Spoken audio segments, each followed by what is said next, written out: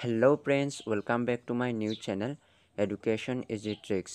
Friends, মই ইয়াত class 6 পৰা ক্লাছ 8 লৈ সমাজ বিজ্ঞান কিতাপখনৰ ভিতৰত থকা কিছুমান ইম্পৰ্টেণ্ট কুৱেশ্যন আলোচনা কৰোঁ য'ত আপোনালোকৰ গ্ৰেড 3 আৰু গ্ৰেড 4ৰ বাবে সুবিধা হ'ব। চ' তাৰ বাবে মই ভিডিঅ'সমূহ প্লেলিষ্ট বনাই দি দিছোঁ যাতে আপোনালোকে তাত গৈ ভিডিঅ'সমূহ ক্ৰমে চাব পাৰিবা।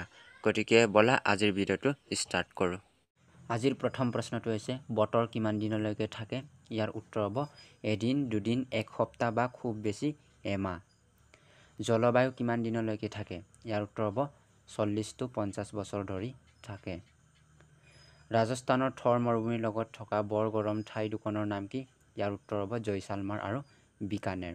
পৰৱৰ্তী কুৱেশ্যনটো আমি চাম। ভাৰতৰ কোন ৰাজ্যৰ মাজেৰে কৰ্কট ক্ৰান্তি ৰেখাডাল পাৰ হৈছে? ইয়াৰ উত্তৰ হ'ব ত্ৰিপুৰা ৰাজ্যৰ মাজেৰে। পৃথিৱীৰ ভিতৰত সৰ্বোচ্চ বৰষুণ হোৱা ঠাইখনৰ নাম কি? ইয়াৰ উত্তৰ হ'ব মৌচিনৰাম, প্ৰায় 1250 চেণ্টিমিটাৰ। নেক্সট, অসমৰ ঋতু কেই প্ৰকাৰ?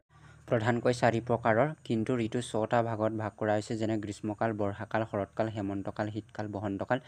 ইয়াত হেমন্তকাল আৰু বসন্তকালটো ধৰা নহয়।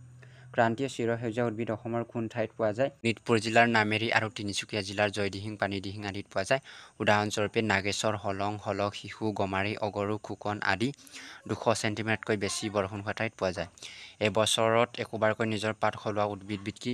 ইয়াৰ উত্তৰ হ'ব পৰ্ণপাতী উদ্ভিদ যেনে ধুবুৰী, বঙাইগাঁও, গোৱালপাৰা, কোকৰাঝাৰ, বৰপেটা, নলবাৰী, কামৰূপ, দৰং, মৰিগাঁও, নগাঁও, শোণিতপুৰ আৰু কাৰ্বি আংলং আদিত পোৱা যায়।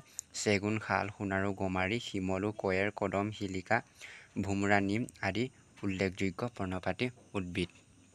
উদ্ভিদে এৰি দিয়া গেছবিধৰ নাম কি? ইয়াৰ উত্তৰ হ'ব অক্সিজেন। উত্তৰা দক্ষিণাকৈ আৰু পূবা পশ্চিমাকৈ ভাৰতৰ দৈৰ্ঘ্য কিমান? উত্তৰা দক্ষিণাকৈ 3200 কিলোমিটাৰ আৰু পূবা পশ্চিমাকৈ 2900 কিলোমিটাৰ। ভিডিঅ'টো যদি ভাল পাইছে তেন্তে লাইক, কমেণ্ট আৰু শ্বেয়াৰ কৰিবলৈ নাপাহৰিব।